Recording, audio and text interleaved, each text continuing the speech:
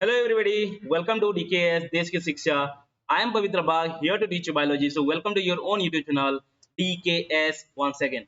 Guys, हम लोग आज बात करने वाले हैं लेक्चर 4, वो भी आपका माइटोसिस के ऊपर. और यहाँ पे आज पढ़ने वाले हम टीलोफेज एंड साइटोकाइनेसिस. बच्चों, साइटोकाइनेसिस में बहुत सारे बच्चों को दिक्कत आते हैं. साइटोकाइनेसिस का मेनली जो आपका प्लांट की साइटोकाइनेसिस है उसमें बहुत सारे दिक्कत आते हैं.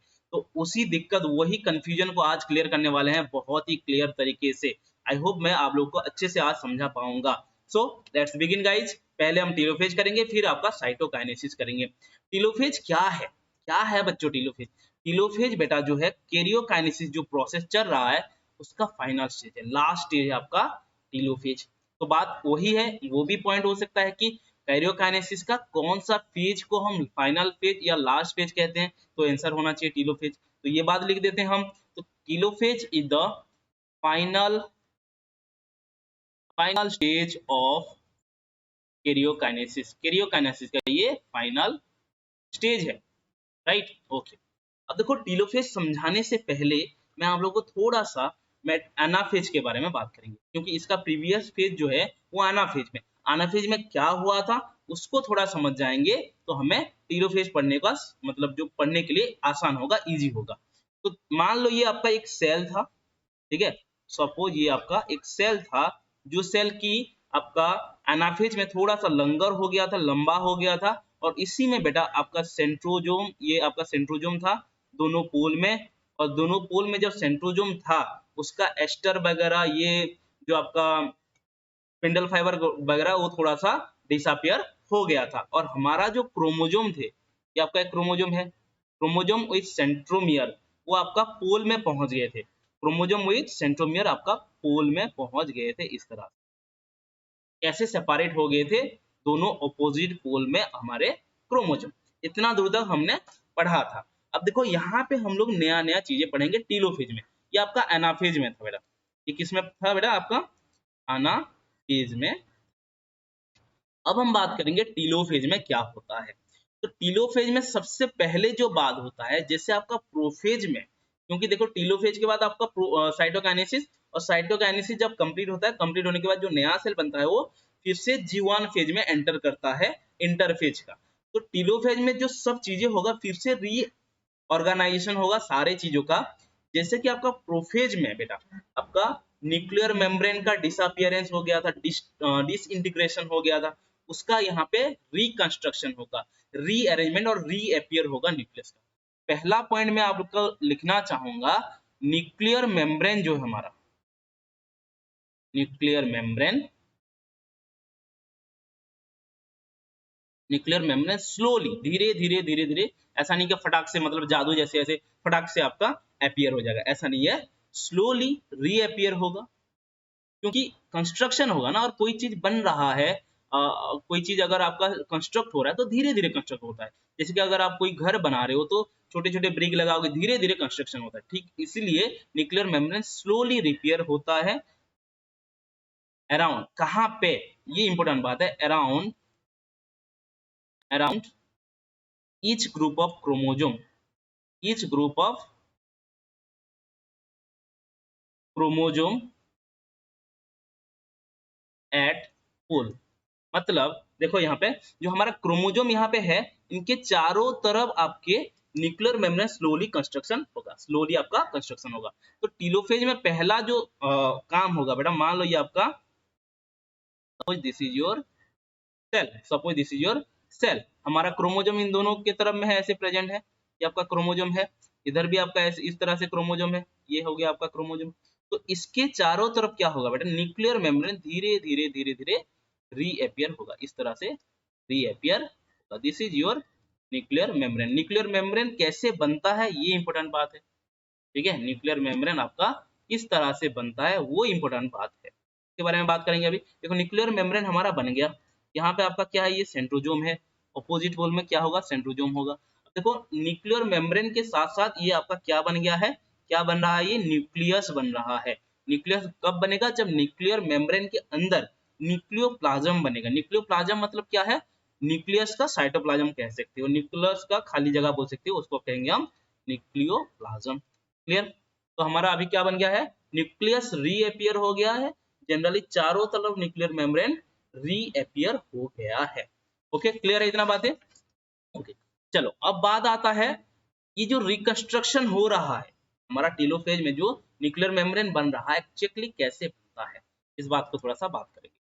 रिकंस्ट्रक्शन ऑफ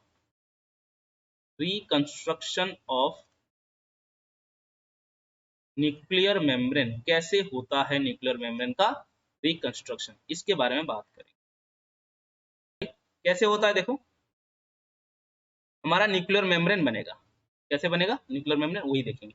देखो आपको याद होगा बच्चों, प्रोफेज के टाइम में जो न्यूक्लियर मेम्ब्रेन डिसइंटीग्रेशन हुआ था, प्रोफेज के टाइम में आपका जो मदर सेल में, पेरेंट सेल में जो न्यूक्लियर मेम्ब्रेन था वो डिसइंटीग्रेट हो गया था, इधर उधर टूट के बिखरा होके पड़ा, ठीक है। और उसके बाद हमने ये भी पढ़ा था जो एंडो मेम्ब्रेन सिस्टम था, एंडोप्लाज्मिक रेटिकुलम, गोल्गी बॉडी, ये सब जो टूट गए थे वो इधर उधर पड़े थे, वो फिर से रीऑर्गेनाइजेशन हो रहे हैं। तो कुछ पार्ट एंडो मेम्ब्रेन सिस्टम का और कुछ पार्ट आपका न्यूक्लियर मेम्ब्रेन जो टूट गया था वो वेसिकल फॉर्म में जो थे वो आपका रीअरेंज होकर रिकंस्ट्रक्ट करेंगे nuclear membrane.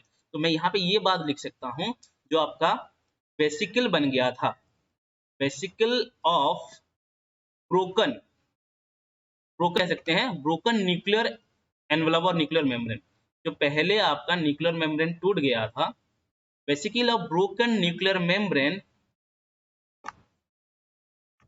Of parent cell, parent cell का जो पहले जो सेल था इन प्रोफेज, ठीक है, ये उसके साथ प्लस सम पर्सन ऑफ कुछ पार्ट, ठीक है, some person of endomembrane system, endomembrane system, इनको जोड़ के, इन दोनों का जोड़ होके क्या बनेगा बेटा आपका न्यूक्लियर मेम्ब्रेन। क्लियर है इतना बात, क्या होगा न्यूक्लियर मेम्ब्रेन बनेगा। ओके, अब देखो दूसरा पॉइंट जो अगर बात करेंगे हम, पहला बात हो गया न्यूक्लियर मेम्ब्रेन रीअपियर होना, सेकेंड बात जो बात करें यहाँ पे एनसीईआरटी में एक चीज लिखा हुआ है, क्रोमोजोम लॉस्ट इट्स इंडिविजुअलिटी, ऐसा लिखा हुआ है, क्रोमोजोम लॉस्ट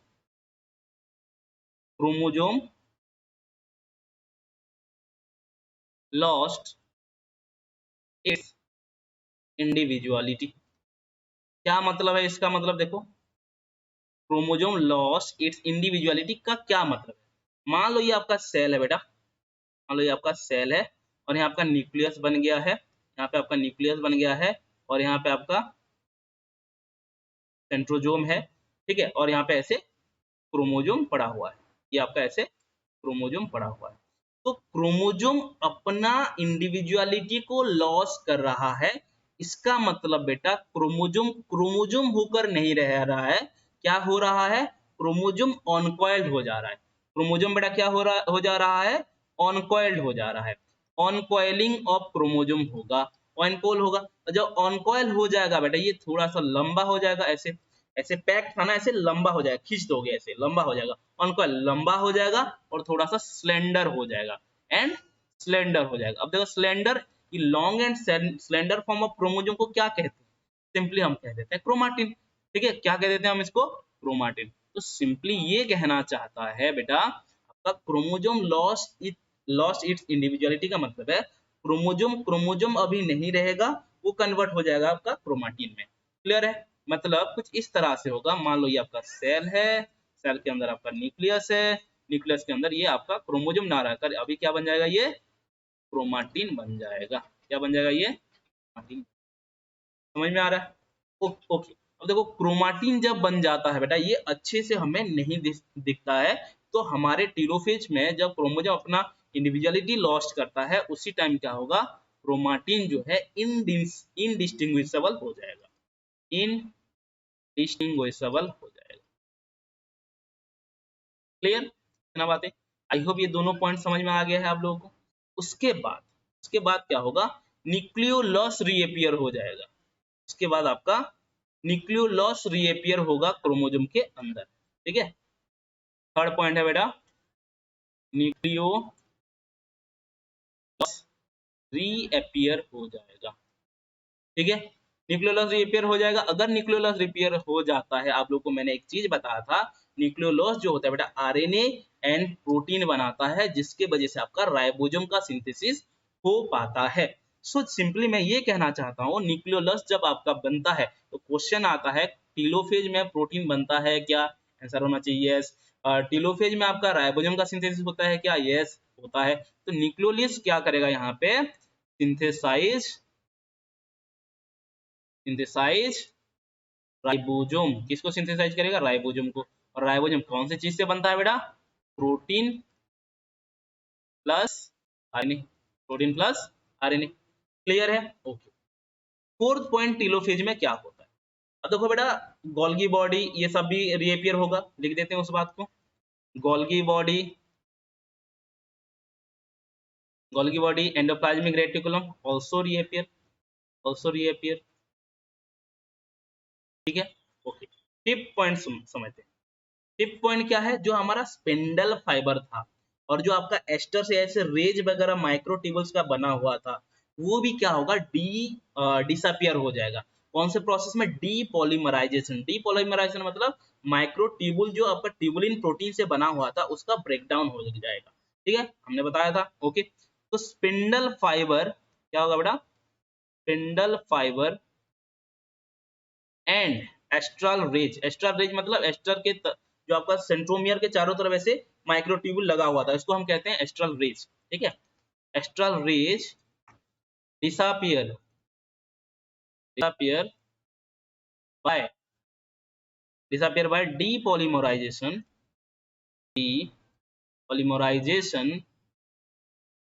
ऑफ कौन से protein? Tubulin protein. Tubulin subunit लिख सकते हैं, सब यूनिट ऑफ इसका बेटा माइक्रोट्यूबुल का जो, ये आप लोग अगर आगे जाओगे हायर क्लास में पढ़ोगे कैसे depolymerisation and polymerisation of tubulin protein होता है, वो समझ में आएगा। जैसे कि अगर मैं बोल रहा हूँ, मान लो ये आपका सेंट्रोजोम है, suppose this is your centrosome, suppose this is your, थोड़ा सा कलर चेंज करता हूँ, suppose this is your centrosome, right, जो प्रेजेंट होता है पोल में। इसके चारों तरफ क्या प्रेजेंट होता है? माइक्रोट्यूबुल प्रेजेंट होता है। क्या प्रेजेंट होता है? ये आपका है माइक्रोट्यूबुल फाइबर। ठीक है, दिस इज माइक्रोट्यूबुल फाइबर। और माइक्रोट्यूबुल फाइबर और सेंट्रोजोम को मिलाकर हम क्या कहते हैं? एस्टर कहते हैं। This is aster. और यही एस्टर में जो रेज जैसे है ना, इसको हम कहते हैं एस्ट्रल रेज कहते हैं, एस्ट्रल रेज कहते हैं। और एक बात ये है, और माइक्रोट्यूबुल ऐसे आगे जाकर ये स्पिंडल फाइबर बनाया था और क्रोमोसोम में अटैच हुआ था, इसको हम कहते हैं स्पिंडल फाइबर। ओके, यही स्पिंडल फाइबर एंड आपका एस्ट्रल रेज क्या होंगे? डिसअपियर हो जाएंगे। क्या हो जाएंगे बेटा? डिसअपियर हो जाएंगे। कैसे? ब्रेकडाउन होके, मतलब डीपॉलीमराइजेशन करके ब्रेक होके क्या हो जाएंगे बेटा? ये आपका डिसअपियर हो जाएंगे। तो अब हमारे पास क्या बच जाएगा? सिर्फ और सिर्फ सेंट्रियोल और सेंट्रोजोम बचेगा। ठीक है, सेंट्रियोल और सेंट्रोजोम ओनली हमारे पास क्या बच जाएगा? सेंट्रोजोम बन जाएगा। क्लियर है? समझ में आ रहा है? ओके, आगे चलते हैं। ये हो गया आपका टीलोफेज का कुछ पार्ट्स। ओके, अब देखो और कुछ चीजें पढ़ेंगे। ठीक है, टीलोफेज का इतना है। क्या क्या बात किया हमने? हमने बात किया पहला जो है न्यूक्लियर मेम्ब्रेन रीअपियर होगा। ठीक है, उसके बाद आपका पढ़े हमने क्रोमोसोम लॉस कर देगा अपना इंडिविजुअलिटी। उसके बाद हमने पढ़ा न्यूक्लियोलस रीअपियर हो जाएगा, Golgi body and endoplasmic reticulum reappear हो जाएगा, स्पिंडल फाइबर डिसअपियर हो जाएगा। ठीक है, इतना बात पढ़े। अब हम बात करेंगे बेटा साइटोकाइनेसिस के ऊपर। अब हम बात करेंगे साइटोकाइनेसिस। साइटोकाइनेसिस है क्या बच्चों? साइटो मतलब साइटोप्लाज्म, काइनेसिस मतलब डिवीजन। तो साइटोकाइनेसिस का मतलब हो जाता है साइटोप्लाज्म का डिवीजन। क्या होता है बच्चों? साइटोप्लाज्म का डिवीजन। चलो इस बात को लिख देते हैं, cytokinesis is the process of division of cytoplasm. Clear है? साइटोप्लाज्म का हमने डिवीजन करना है यहाँ पे। ओके, देखो क्या होता है, समझने की कोशिश करो। आपका एक सेल बन गया है। सेल बनने के बाद यहाँ पे दो न्यूक्लियस बन गए। दो न्यूक्लियस बनने के बाद बेटा जो ऑर्गेनेल्स है, माइटोकॉन्ड्रिया हो गया, गोल्गी बॉडी हो गया, जितना भी हमने ऑर्गेनेल्स होता है, सारे ऑर्गेनेल्स को भी इक्वल अमाउंट में हमें डिस्ट्रीब्यूट करना है दोनों सेल की तरफ, दोनों पोल की तरफ। समझ में आ रहा है? तभी जाकर बीच में हम क्या कर सकते हैं? डिवीजन करा सकते हैं, दो सेल बना सकते हैं। तो क्या होता है, जैसे कि मान लो आपका ये, मान लो एक सेल है, suppose this is a cell और यहाँ पे आपका न्यूक्लियस है, न्यूक्लियस के अंदर क्रोमाटिन है, ये भी आपका न्यूक्लियस है, ये आपका क्रोमाटिन है, क्रोमाटिन और यहाँ पे आपका सेंट्रोजोम है, यहाँ पे आपका सेंट्रोजोम है। तो यहाँ पे जो ऑर्गेनेल्स वगैरह बने होंगे, जो ऑर्गेनेल्स वगैरह जैसे कि मान लो ये आपका माइटोकॉन्ड्रिया है, ठीक है, ये माइटोकॉन्ड्रिया है, ये लाइसोसोम है, ये और कुछ ऑर्गेनिज्म है, ऑर्गेनेल्स है। तो ये ऑर्गेनेल्स दोनों तरफ ऐसे डिस्ट्रीब्यूट होने लगेंगे, ऐसे मूव करेंगे, तो साइटोप्लाज्म के अंदर ऑर्गेनेल्स वगैरह का ऐसे मूवमेंट होगा, दोनों तरफ अपोजिट पोल में मूवमेंट होगा, न्यूक्लियस के आसपास में मूवमेंट करेंगे। तो ये जब मूव करते हैं, क्यों मूव करते हैं, ऊपर आधा जाएगा बेटा, इधर आधा जाएगा, ऊपर आधा जाएगा और नीचे आधा जाएगा क्योंकि जो नया सेल जो बनेंगे दोनों के पास में इक्वल कंपोनेंट होना चाहिए, इक्वल कंपोनेंट होना चाहिए। क्लियर है? तो इसीलिए ये जो मूव कर रहे हैं साइटोप्लाज्म के अंदर, इसको कहते हैं बेटा साइटोप्लाज्मिक मूवमेंट। इसको हम क्या कहते हैं, साइटोप्लाज्मिक मूवमेंट। अब एक बात बता दूं, जब आपका साइटोप्लाज्मिक मूवमेंट होता है तभी आपका साइटोकाइनेसिस का सिग्नल मिलता है सेल को। तो ऐसा भी पूछा जाता है कि कौन सा मूवमेंट आपका साइटोकाइनेसिस का सिग्नल देता है या साइटोप्लाज्म डिवीजन का सिग्नल देता है। तो आंसर आपका होना चाहिए cytoplasmic movement, cytoplasmic movement signalled cytoplasm division, cytoplasm division. Clear है इतना बातें? ओके। अब देखो ये जो साइटोप्लाज्मिक मूवमेंट हो रहा है एक्चुअली इसमें होता क्या है, इक्वल अमाउंट में सेलुलर ऑर्गेनेल्स जो है वो आपका डिस्ट्रीब्यूट होते हैं। तो यहाँ पे ऐसे लिख सकते हैं साइटोप्लाज्मिक मूवमेंट का मतलब equal distribution, equal distribution of mitochondria, mitochondria. देखो माइटोकॉन्ड्रिया का मूव होना बहुत इंपॉर्टेंट है, माइटोकॉन्ड्रिया नहीं होगा तो प्रोटीन वगैरह कैसे बनेगा, एनर्जी कैसे बनेगा, प्रोटीन तो बात छोड़ो, एनर्जी जो एटीपी बनाता है, ठीक है, माइटोकॉन्ड्रिया एंड आपका other cellular organelles, other cellular organelle. तो अदर सेलुलर ऑर्गेनेल भी यहाँ पे होंगे and other cellular organelle, other cellular organelle, right. Okay. अब देखो यहाँ से यहाँ पे बीच में से ऐसे सेल का डिवीजन हो जाएगा, इधर आधा रह जाएगा और इधर आधा, तो बीच में से आपका सेल का डिवीजन होगा जिसको हम कहेंगे साइटोकाइनेसिस। क्लियर है, समझ में आ रहा है? ओके। अब देखो बेटा साइटोकाइनेसिस जो होगा क्या सारे सेल में सेम होगा, जनरली यहाँ पे बेटा हम animal as well as plant के बारे में पढ़ेंगे। तो टाइप्स ऑफ साइटोकाइनेसिस में पहले हम देखेंगे एनिमल में कैसे साइटोकाइनेसिस हो रहा है और आपका प्लांट सेल में कैसे साइटोकाइनेसिस हो रहा है उसके बारे में देखेंगे। तो फर्स्ट देखेंगे बेटा cytokinesis in animal cell, animal cell के अंदर साइटोकाइनेसिस देखेंगे। तो चलो मान लो हम यहाँ पे बना लेते हैं बच्चों एक एनिमल सेल, एक बना लेते हैं हम क्या, एनिमल सेल। तो मान लो ये आपका एक एनिमल सेल है और एनिमल सेल में क्या हो गया है, यहाँ पे आपका न्यूक्लियस है और यहाँ पे का क्रोमाटिन है, ये आपका क्या है, सेंट्रोजोम है, यहाँ पे भी आपका एक न्यूक्लियस है और यहाँ पे आपका सेंट्रोजोम है। अब देखो ये हो गया nucleus, this is nucleus, okay. ये हो गया आपका cell membrane, this is your cell membrane, okay.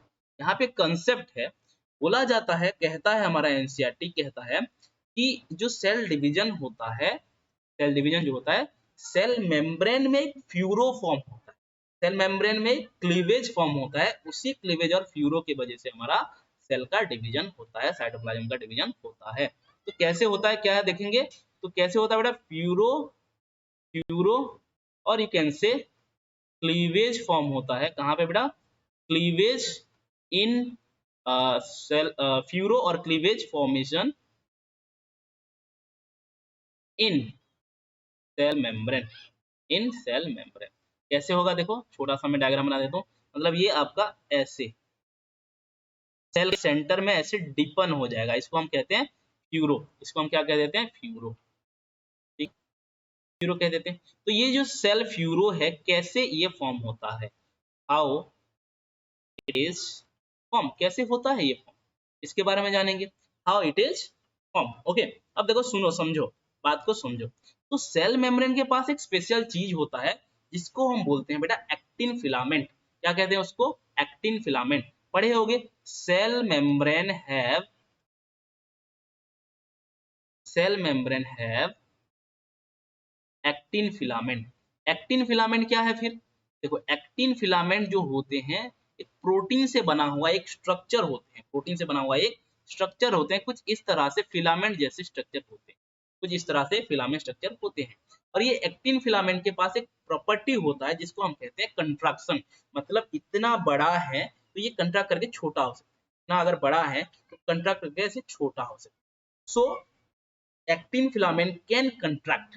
तो यहाँ पे ये अगर मान लो ये कंट्रैक्ट हो जाएगा, अगर मान लो ये कंट्रैक्ट हो जाएगा तो कंट्रैक्ट होने के बाद ये जितना लंबा है ना उससे छोटा हो जाएगा, ऐसे छोटा हो जाएगा, मतलब अंदर के तरफ कंट्रैक्ट कर जाएगा, इस तरह से ये कंट्रैक्ट कर जाएगा और छोटा हो जाएगा।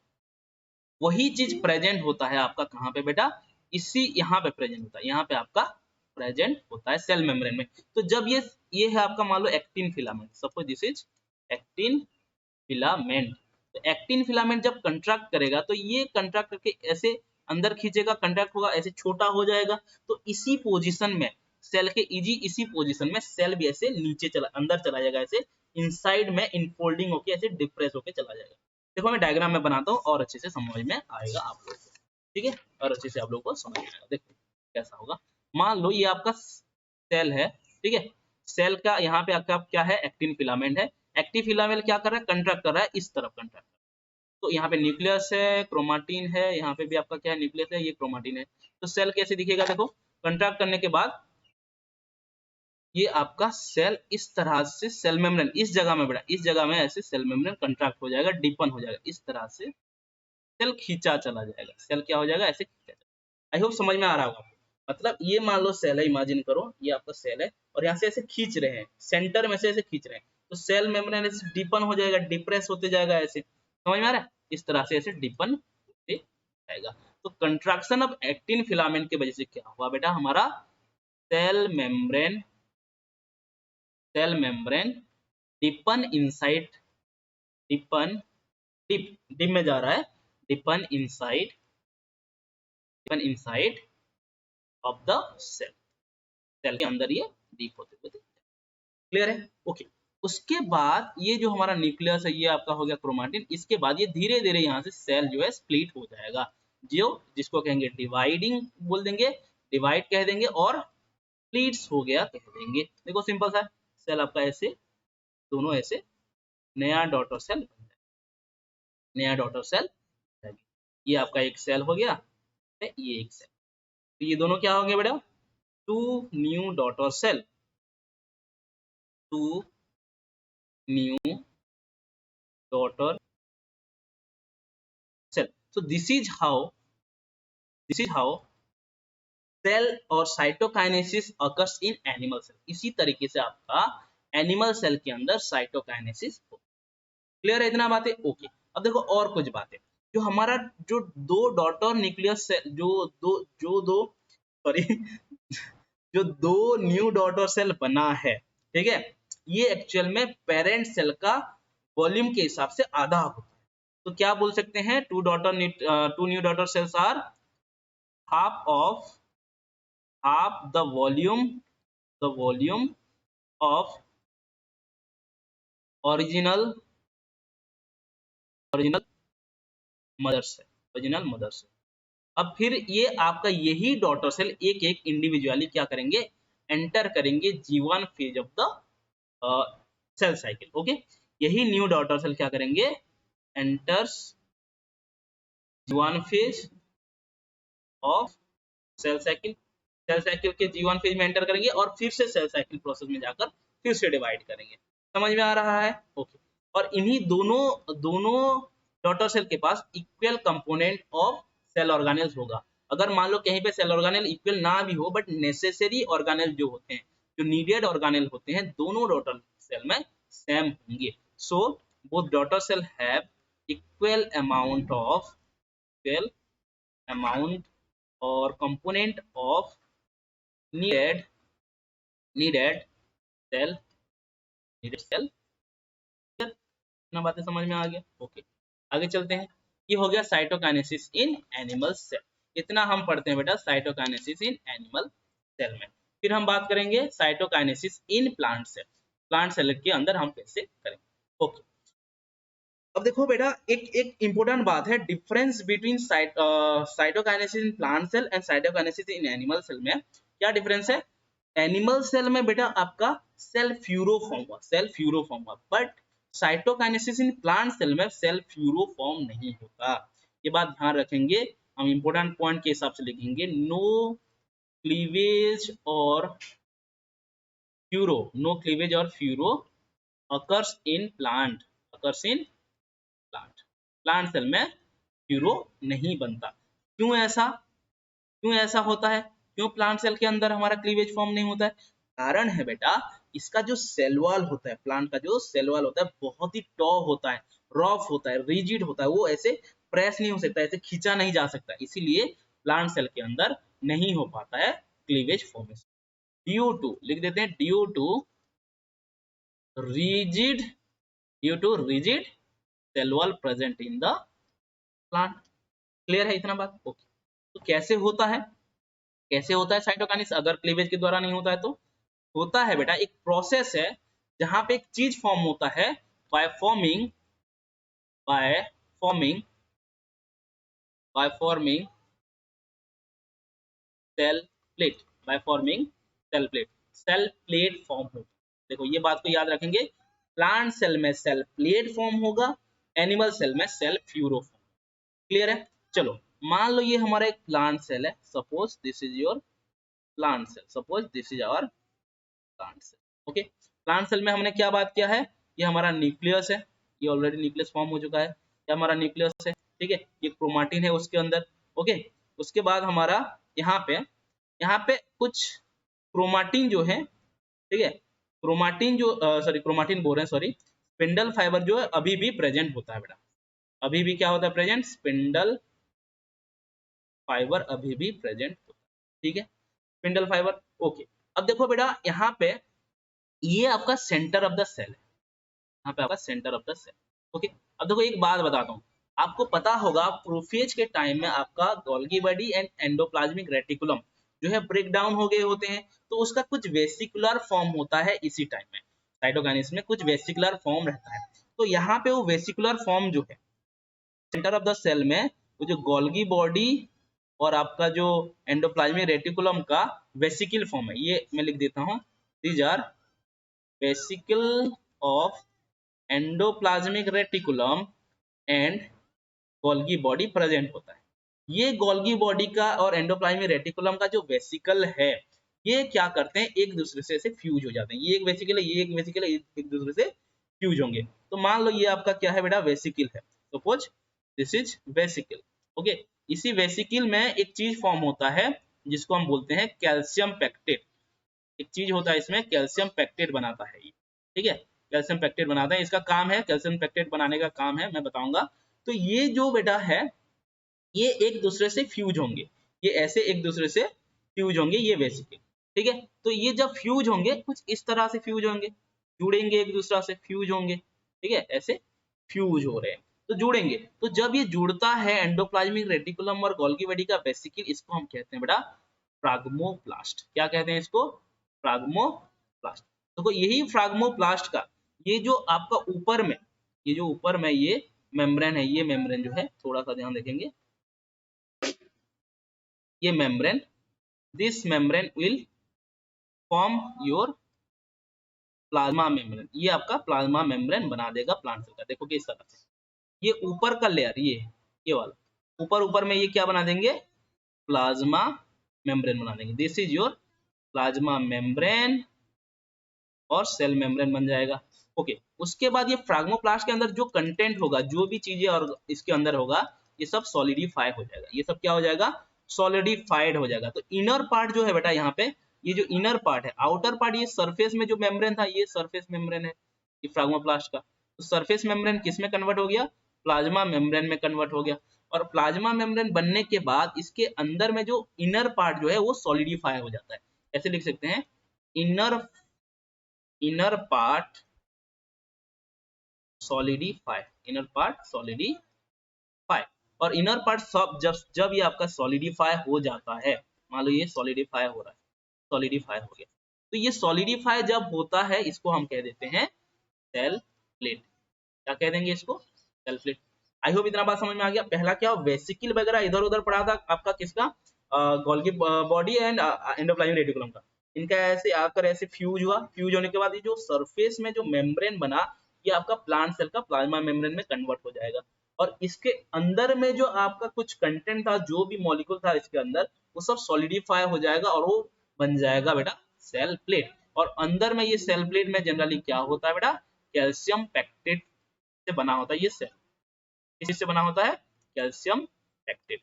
जो हमने यहाँ पे बात किया था ना कि इसके पास आपका सेल कैल्शियम पैक्टेट होता है बोल के, यही कैल्शियम पैक्टेट आपका सॉलिडिफाई होके सेल प्लेट बना, ठीक है, ऐसे सेल प्लेट बना देता है। फिर आपका और भी आपका वेसिकल होंगे यहाँ पे, और भी वेसिकल आकर यहाँ पे, मान लो ये वेसिकल है, और वेसिकल आकर यहाँ पे जुड़ेंगे, यहाँ पे आकर जुड़ेंगे, यहाँ पे फ्यूज होंगे। तो फ्यूज जब होंगे तो ये जो हमारा पार्ट है, ये जो सेल प्लेट बना है, ये ऐसे बढ़ेगा, इसका और ग्रोथ होगा, मतलब कुछ इस तरह से ग्रोथ होगा, ठीक है। तो मान लो ये आपका फिर से प्लाज्मा मेम्ब्रेन हो गया, और ये आपका ग्रोथ कर रहा है, बड़ा हो रहा है, छोटा था अभी बड़ा हो रहा है, ठीक है, ये आपका बड़ा हो रहा है। समझ में आ रहा है। कब तक ये ऐसे ग्रो करेगा, कब तक ये ग्रो करेगा, यहाँ से ग्रो करेगा, यहाँ से ऐसे इस तरफ ग्रो कर रहा है, आउटवर्ड ग्रोथ बोलते हैं इसको, इसको कहते हैं आउटवर्ड ग्रोथ, आउटवर्ड ग्रोथ। अब देखो ये आपका वेसिकल जो फ्यूज हो रहा है, कब तक फ्यूज होगा, fuse till they reach a side of wall. Wall तक जब तक पहुंच ना जाए, इस वॉल तक जब तक ये पहुंच ना जाए, तब तक यहाँ पे ऐसे ग्रो करते रहे। समझ में आ गया। तो अब देखो ये सेल ग्रोथ होने के बाद कैसे दिखेगा, यहाँ पे देखो समझने की कोशिश करना। चलो हमने यहाँ पे प्लांट सेल बनाया था, प्लांट सेल में कैसा था, यहाँ पे ऐसे था, और यहाँ पे आपका सेल प्लेट बन रहा था, ये क्या था, सेल प्लेट बन रहा था। तो जब बिल्कुल ग्रोथ हो जाता है, कैसे होता है देखो, मान लो ये आपका प्लांट सेल हो गया, दो सेल, एक सेल है, अभी सेल का डिवीजन कर रहे हैं, ओके। इसके अंदर में क्या होता है बेटा, प्लाज्मा मेम्ब्रेन होता है, इसके अंदर हमारा प्लाज्मा मेम्ब्रेन होता है, this is our plasma membrane, ठीक है। This is cell wall, this is cell wall, this is plasma membrane, okay. ये हमारा प्लाज्मा मेम्ब्रेन है, ठीक है? तो प्लाज्मा मेम्ब्रेन, तो यहाँ पे क्या हो जाएगा, यहाँ पे आपका ऐसे इनर साइड में ये प्लाज्मा मेम्ब्रेन बन जाएगा, this is your plasma membrane, okay. देखो कौन सा चीज प्लाज्मा मेम्ब्रेन बना है, यहाँ पे देखो ये पार्ट जो आपका प्लाज्मा मेम्ब्रेन बना है, आउटर सरफेस का जो है प्लाज्मा मेम्ब्रेन बना है, ओके। प्लाज्मा मेम्ब्रेन उसके अंदर क्या बन गया है बेटा, सॉलिडिफाई होके, इसके अंदर हमारा सॉलिडिफाई होके ये पार्ट जो है, दिस पार्ट क्या बन गया है, ये सॉलिडिफाई होके ये बन गया है बेटा हमारा cell plate, this is your cell plate, okay. यहाँ पे आपका न्यूक्लियस है, न्यूक्लियस के अंदर आपका क्रोमाटिन है, ये भी आपका न्यूक्लियस है, न्यूक्लियस के अंदर हमारा क्रोमाटिन है। तो ये इसी तरह से आपका प्लाज्मा मेम्ब्रेन बन गया और सेल प्लेट बन गया। सेल प्लेट बनने के बाद, ठीक है, सेल प्लेट बनने के बाद ये हो गया आपका, सेल प्लेट को हम कह देंगे अब मिडिल। ये जब आपका दोनों वॉल में ऐसे पहुंच जाता है, दोनों वॉल में ऐसे पहुंचता है, इसको हम कह देते हैं सेल प्लेट को middle lamella, this is called middle lamella, clear. और मिडिल लामेला कौन सी चीज से बना होता है, कैल्शियम पैक्टेट से बना होता है, और ये कैल्शियम पैक्टेट एक ग्लू जैसे काम करता है, ठीक है, फेविकल जैसे काम करता है, और दोनों सेल को, ये एक सेल बन गया, ये एक सेल बन गया, टू डॉटर सेल बन गए, टू डॉटर सेल बन गए। दोनों डॉटर सेल को जोड़ के रखने के लिए, चिपका के रखने के लिए ये हमारा कैल्शियम पैक्टेट काम करता है, जिसको हम कहते हैं मिडिल लामेला। अब देखो बेटा कभी कभी क्या होता है ना, कभी कभी क्या होता है, हमारा जो मिडिल लामेला बन रहा है उसके बीच में कभी कभी आपका जो वेसिकल है फ्यूज नहीं हो पाते, तो उनके बीच में कुछ कुछ गैप रह जाते हैं, कुछ गैप रह जाते हैं। जैसे कि मैं यहाँ पे बनाऊं आपको, मान लो ये आपका प्लांट सेल है, this is your plant cell, और ये आपका सेल वॉल हो गया, cell wall, okay. Cell wall के अंदर होता है बेटा आपका प्लाज्मा मेम्ब्रेन होता है, ठीक है, this is your plasma membrane, this is your plasma membrane PM लिख देता हूँ, और यहाँ पे आपका ये भी क्या है, this is plasma membrane. Okay, plasma membrane के अंदर न्यूक्लियस है, न्यूक्लियस के अंदर यहाँ पे आपका क्रोमाटिन, ये हो गया क्रोमाटिन। ओके, अब देखो यहाँ पे हमारा मिडिल लैमेला है बीच में, कहाँ पे, यहाँ पे बीच में मिडिल लैमेला। लेकिन कुछ कुछ जगह में, कुछ कुछ केसेस में क्या होता है, इनके बीच में कभी कभी वेसिकल वगैरह फ्यूज नहीं हो पाते, तो जहाँ पे फ्यूज नहीं हो पाते हैं उसमें गैप बन जाता है, और उसी गैप के थ्रू से, और उसी गैप के थ्रू से आपका जानेंगे, उसी गैप के थ्रू से आपका यहाँ से एक सेल से दूसरे सेल में आपका सेल का कंटेंट ऐसे ट्रांसपोर्ट हो सकता है, और इसी स्ट्रक्चर को, जिसके थ्रू से जो चैनल जैसे बना है, इस चैनल को कहते हैं हम plasmodesmata. This is called plasmodesmata. Clear है? तो ये बन गया हमारा प्लाज्मोडेस्माटा। क्लियर? ओके, देखो बेटा फॉर्मेशन ऑफ सेल वॉल कैसे होता है। अब देखो इस जगह में ये तो आपका सेल वॉल है ही, बट यहाँ पे देख सकते हो इस जगह में, इस मिडिल लैमेला के बीच में, इस जगह में आपका सेल वॉल नहीं बना है। वहां पे सेल वॉल कैसे बनता है वो देखेंगे अभी। ठीक है, formation of cell wall, generally आपको पता होगा बेटा प्लांट में दो प्रकार का सेल वॉल होता है, एक तो आपका प्राइमरी सेल वॉल है, दूसरा आपका सेकेंडरी वॉल है। तो प्राइमरी सेल वॉल कैसे होता है, सेकेंडरी सेल वॉल कैसे फॉर्म होता है उसको देखते हैं। पहले देखेंगे बेटा primary cell wall formation. How primary cell wall formation. तो प्राइमरी सेल वॉल फॉर्मेशन देखो, पहले तो मैं बता देता हूँ कि प्राइमरी सेल वॉल जो होते हैं, primary cell wall generally, primary ऐसे भी लिख सकते हो और जनरली एक्चुअल में ऐसे लिखना चाहिए। ठीक है, this is primary cell wall. Primary cell wall किस किस चीजों से बनता है, generally this is made up of cellulose, made up of cellulose, hemicellulose, hemicellulose and pectin से बनता है। किस चीज से बनता है बेटा, पेक्टिन से बनता है। तो कैसे बनता है देखो, मान लो ये आपका प्लांट सेल है, suppose this is your plant cell है, और यहाँ पे आपका प्लाज्मा मेम्ब्रेन बना हुआ है, this is cell wall, this is cell wall, this is plasma membrane, this is plasma membrane. Okay, के अंदर न्यूक्लियस है, न्यूक्लियस के अंदर क्रोमाटिन है, यहाँ पे भी आपका क्या है, प्लाज्मा मेम्ब्रेन है, न्यूक्लियस है, न्यूक्लियस के अंदर ये। ओके, इसके बीच में क्या है बेटा, इसके बीच में हमारा मिडिल लैमेला है, this is our middle lamella. Okay, ये हो गया आपका मिडिल लैमेला। तो हमें यहाँ पे जानना है कि कैसे आपका प्राइमरी सेल वॉल फॉर्म। ठीक है, ओके, तो साइटोप्लाज्म है, ये आपका सेल का साइटोप्लाज्म है। ये साइटोप्लाज्म क्या करते हैं, कुछ केमिकल सिक्रेट करते हैं। कौन कौन सा केमिकल सिक्रेट करते हैं, सेलुलोज, हेमीसेलुलोज एंड पेक्टिन। तो यहाँ पे बेटा कुछ केमिकल सिक्रेशन होगा, ये देखो ये हो रहा है केमिकल का सिक्रेशन, ये आपका केमिकल है। कौन सा केमिकल है, ये सारा का सारा आपका क्या है, सेलुलोज, हेमीसेलुलोज एंड पेक्टिन है। तो ये क्या करेंगे, यहाँ पे ऐसे आकर डिपोजिट हो जाएंगे, ये सारा का सारा क्या हो जाएंगे, ऐसे आकर डिपोजिट हो जाएंगे, ऐसे डिपोजिट हो जाएंगे। डिपोजिट होने के बाद यहाँ पे आपका इस तरह से डिपोजिट होके, यहाँ पे डिपोजिट होके ऐसे ऐसे ऐसे ऐसे एक लेयर बना देते हैं, जो बन जाता है आपका सेल वॉल, और जिसको हम क्या कह देते हैं, यहाँ पे डिपोजिट हो रहा है, ऐसे इस तरह से डिपोजिट हो रहा है, डिपोजिट होते होते होते होते आपका एक ऐसा बिल्कुल एक सेल वॉल बना देते हैं, जिसको हम कहते हैं प्राइमरी, जिसको हम क्या कहते हैं, प्राइमरी सेल वॉल। क्लियर है? ये हो गया आपका primary cell wall formation. This is how primary cell wall form, जाओ फिर प्राइमरी सेल वॉल। क्लियर है? उसके बाद हम देखेंगे सेकेंडरी सेल वॉल का formation. Secondary cell wall formation भी वैसा ही होता है, बट इसमें एक डिफरेंट ये है आपका, सॉरी ये हो, हाँ, सेकेंडरी सेल वॉल जो है इसमें एक एक्स्ट्रा जो चीज है, यहाँ पे तो सेलुलोज ये भी बना है, सेलुलोज से बना है आपका, ये आपका हेमी सेलुलोज से भी ये बना है, और एक्स्ट्रा जो चीज है इसमें क्या है बेटा, इसमें आपका पेक्टिन नहीं है, पेक्टिन की जगह में यहाँ पे लिग्निन है।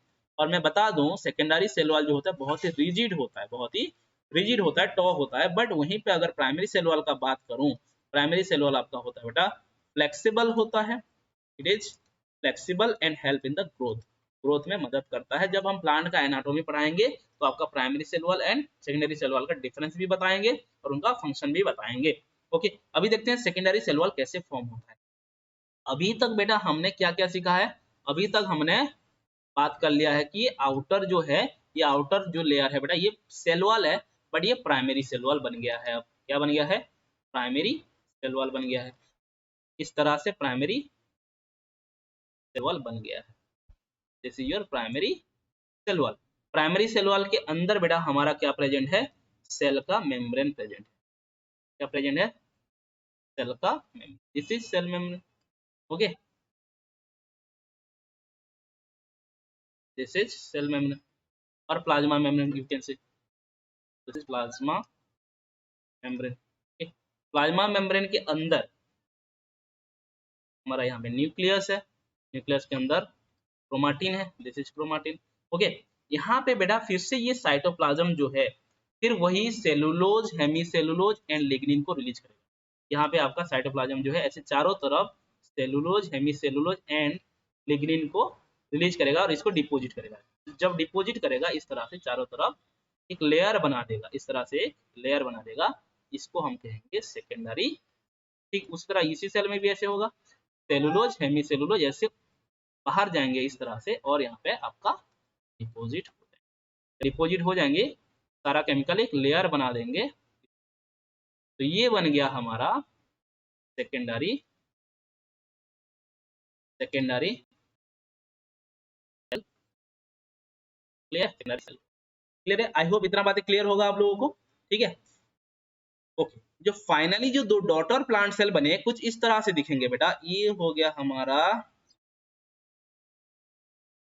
Plant cell. सबसे बाहर जो बना है ये आपका प्राइमरी सेल वॉल है। प्राइमरी सेल वॉल आपको अगर मैं बोलूं बेटा, primary cell wall is made up of cellulose, hemicellulose and आपका पैक्टिन से बने होते हैं। उसके बाद आपका यहाँ पे आपका आता है बेटा secondary cell wall, this is your secondary cell wall, this is secondary cell wall. Okay, secondary cell wall के बाद जो कि आपका लिग्निन एक्स्ट्रा जो बना है, सेलुलोज हेमीसेलुलोज से बना है एंड लिग्निन से बना है, ये भी आपका सेकेंडरी सेल वॉल हो गया। ओके, उसके अंदर हमारा प्रेजेंट होता है बेटा प्लाज्मा मेम्ब्रेन। अगर मैं आगे आप लोगों को पढ़ाऊंगा देखना कि वहां पे आप लोगों को और भी चीजें बताऊंगा कि सेकेंडरी सेल वॉल का 3 लेयर होता है, S1 S2 S3 करके, वो भी हम बात करेंगे। प्लाज्मा मेम्ब्रेन वो एनाटॉमी में बात करेंगे। ये हो गया प्लाज्मा मेम्ब्रेन, ठीक है, प्लाज्मा मेम्ब्रेन। और इसके अंदर न्यूक्लियस है, न्यूक्लियस के अंदर क्रोमाटिन है, ये आपका न्यूक्लियस है और क्रोमाटिन है। तो और इनके बीच में बेटा हमारा क्या प्रेजेंट है, मिडिल लामेला प्रेजेंट। ये आपका यहाँ पे ये हमारा मिडिल लामेला है। और मिडिल लामेला का जहां जहां पे आपका वेसिकल फ्यूज नहीं हुआ है, वेसिकल फ्यूज नहीं हुआ है, उस जगह में क्या बन गया है अब आपका प्लाज्मोडेस्माटा बन गया है। ऐसे प्लाज्मोडेस्माटा बन गया है जहां पे आपका सेल सेल के बीच में क्या होगा बेटा, सेल सेल के बीच में ट्रांसपोर्ट, सेल सेल के बीच में ट्रांसपोर्ट। क्लियर है, क्लियर है, ये हो गया आपका फाइनल चीज। ओके, उसके बाद बेटा और एक चीज हम बात करने वाले हैं जो आपके इसी साइटोकाइनेसिस के बाद एक टर्म दिया गया है सिंसिसियम करके, सिंसिसियम करके। यहाँ से क्वेश्चन आता है, सिंसिसियम एक ऐसा प्रोसेस है जिससे आपका एक मल्टी न्यूक्लिएटेड सेल बनता है। क्या बनता है बेटा, multi nucleated cell. Multi cell का मतलब क्या होता है, एक सेल के अंदर बहुत सारे न्यूक्लियस प्रेजेंट होते हैं, बहुत सारे न्यूक्लियस प्रेजेंट होते हैं, उसको कहते हैं मल्टी न्यूक्लिएटेड सेल। ओके, तो कैसे होता है ये जनरली देखो, यहाँ पे बेटा सिंसिसियम में क्या होता है, कैरियोकाइनेसिस तो होता है, कुछ ऐसे प्लांट है जहाँ पे आपका कैरियो, कुछ ऐसे ऑर्गेनिज्म है जहाँ पे कैरियोकाइनेसिस होगा, but karyokinesis is not followed by, not followed cytokinesis, cytokinesis द्वारा फॉलो नहीं करता है। तो कैसे होगा, मतलब ये कुछ इस तरह का प्रोसेस है, इस तरह का माइटोसिस है जहां पे तो बेटा कैरियोकाइनेसिस होगा, कैरियोकाइनेसिस होगा मतलब न्यूक्लियर डिवीजन होगा, मतलब बेटा क्या होगा, न्यूक्लियस का डिवीजन होगा। बट वहीं पे जो साइटोप्लाज्म का डिवीजन होने वाला था, मतलब साइटोकाइनेसिस होने वाला था, वो साइटोकाइनेसिस नहीं होता है, साइटोकाइनेसिस नहीं होता है। तो कैसे होगा देखो, मान लो ये आपका सेल है, सेल के अंदर न्यूक्लियस है, this is your nucleus, nucleus का डिवीजन होगा, न्यूक्लियस का डिवीजन होने के बाद एक से दो न्यूक्लियस बन जाएगा, फिर से न्यूक्लियस होगा, न्यूक्लियस का डिवीजन होगा, फिर दो से चार बन जाएगा, इस तरह से बनता जाएगा, बट साइटोप्लाज्म का डिवीजन नहीं होगा। तो इसी तरह से एक सेल में बेटा मेनी न्यूक्लियस प्रेजेंट हो जाएगा। जब मेनी न्यूक्लियस प्रेजेंट होता है इस प्रकार का सेल को हम कहते हैं मल्टी न्यूक्लिएटेड सेल। क्या कहते थे इनको, मल्टी न्यूक्लिएटेड सेल। और ये कौन से प्रोसेस से हुआ बेटा, सिंसिसियम प्रोसेस से हुआ। और उसका एग्जाम्पल है, इसका एक एग्जाम्पल है liquid endosperm of liquid, endosperm of coconut, जो आपको नारियल पानी पीते हो उसको हम कहते हैं ये। तो नारियल पानी जो है बेटा मल्टीन्यूक्लिएटेड सेल से बना होता है। So this is all about today's class guys, thank you so much. अगर आप लोग को ये वीडियो अच्छा लगा है तो आप लोग लाइक करो, शेयर करो एंड कमेंट करो, और अपने दोस्तों के साथ बहुत ज़्यादा शेयर करो। और आप लोग अगर नोट्स चाहिए, अगर आप हमारे साथ बात करना चाहते हो, तो हमारे टेलीग्राम चैनल है और इंस्टाग्राम चैनल है, देश की शिक्षा में आप लोग जुड़ सकते हो। ठीक है, देश की शिक्षा। Thank you so much guys, bye bye, take care.